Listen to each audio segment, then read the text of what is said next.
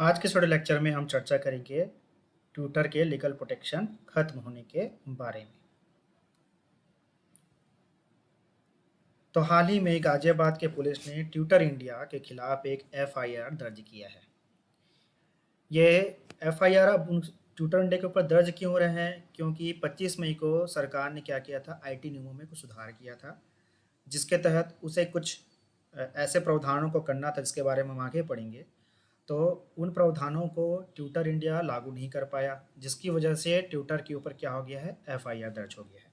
तो इस तरह से ट्विटर भारत में और भी जो सोशल मीडिया कंपनी है उसमें पहली ऐसी कंपनी है जिसके खिलाफ एफआईआर दर्ज हुआ है। तो अब हम समझते हैं कि यह प्रोटेक्शन क्यों हटाया गया।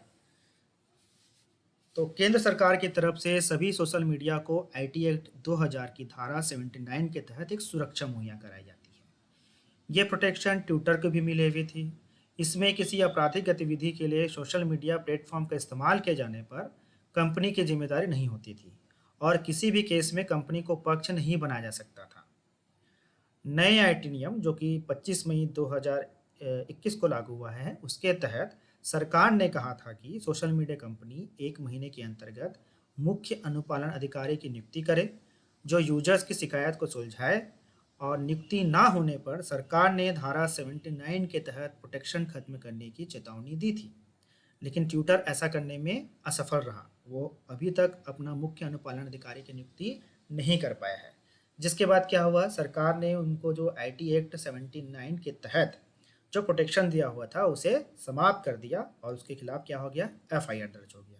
तो इस तरह से वह पहला ऐसा अमेरिकी प्लेटफॉर्म है जिससे आईटी एक्ट की धारा 79 के तहत मिलने वाला कानूनी संरक्षण वापस ले लिया गया है। जबकि Google, Facebook, YouTube, WhatsApp, Instagram जैसे अन्य प्लेटफॉर्म के पास अभी भी यह सुरक्षा है। तो ट्विटर के बारे में भी जान लेते हैं। तो ट्विटर जो है अभिव्यक्ति का एक माध्यम प्रदान करने वाला एक ऐप है और इसकी जो स्थापना हुई थी 11 मार्च 2006 को हुई थी।